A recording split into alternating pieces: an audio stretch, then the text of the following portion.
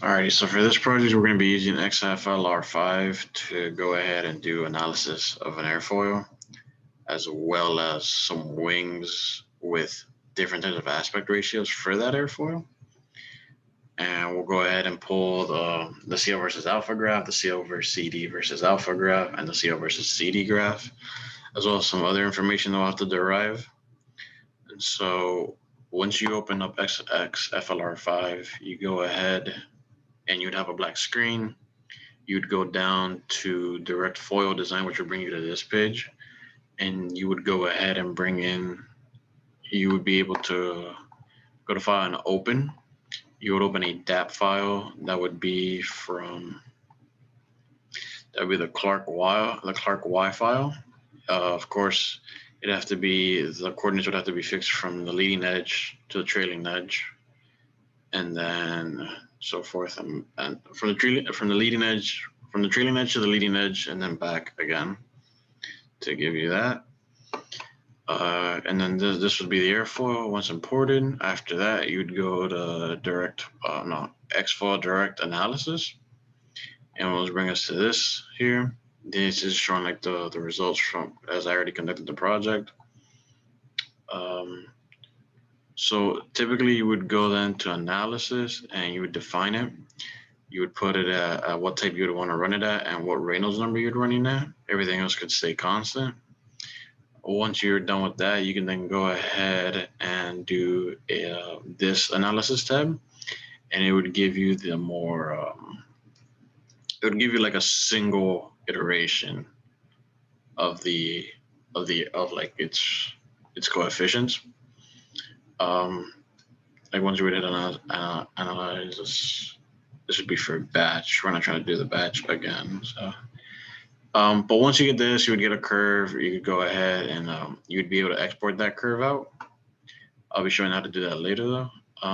Once that is done, you have to prepare this. Then you have to prepare the parameters to go ahead and go into the wing design. And so then here you'd have to set up your minimum of Reynolds number and your maximum Reynolds number, as well as like the accuracy of it. So you'd want to make this like relatively small. And then we're going to be running it from -5 to 20 degrees alpha with an increment of 1. And then you would hit, once you press analyze, it would run all these red curves for you, right? So we're not going to bother with that. So once that is done, this is going to be prepped. Then we can go over to wing and plane design. And we can go here. If you were to load in, I could probably do it to find a new plane. We can just collect this. We can just call this sample. Right, we remove the fin, the elevator. Make sure it says that. And then we would go ahead and define a wing. We're only focusing on the wing. And so here we'd have to make sure we're working with the Clark Y foil.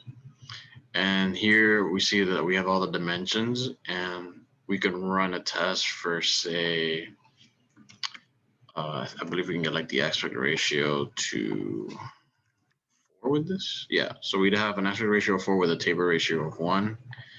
We would remove the offset. And then all our parameters look good to go ahead and conduct an analysis with it. So we would save this. We would save this. And this would be here our airfoil with an aspect ratio of 4. So once we'd be ready, we'd go over to analysis. We'd define the analysis. To get a Reynolds number of 1,000,000 across the whole wing, we would have to run it at 30 meters per second. Make sure we were using this analysis method. And once that, we save it.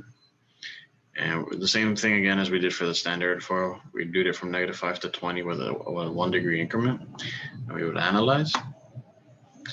And our data is done. So once our data is done, we can go over here and it'll pull up these types of graphs. We would have our CO versus CD graph.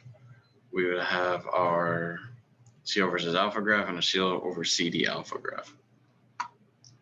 So these are the main 3 that we would need. If you'd want to go ahead and put this into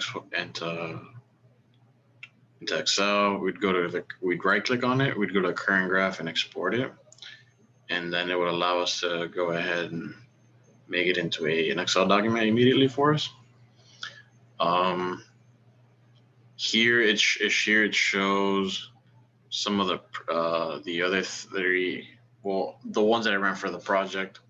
It shows the three different aspect ratios and its data. So once we export all that, we make our graphs. Over here we have our induced graphs. I guess I can just show it for these what we did here.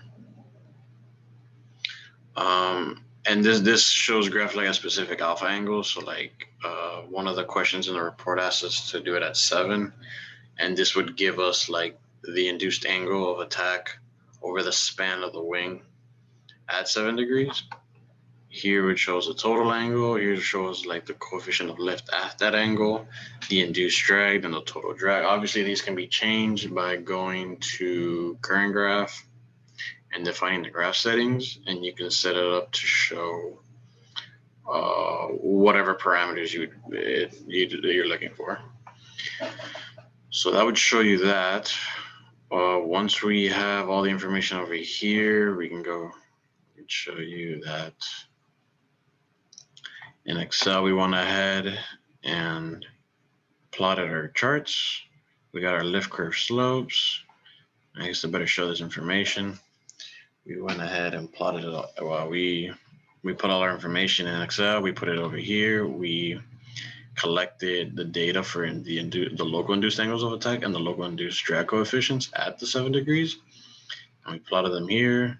And then we tabulated the rest of the results that we needed, as can be seen here. But that's pretty much it for this project. It was pretty straightforward. And XFLR5 is a pretty easy software to use.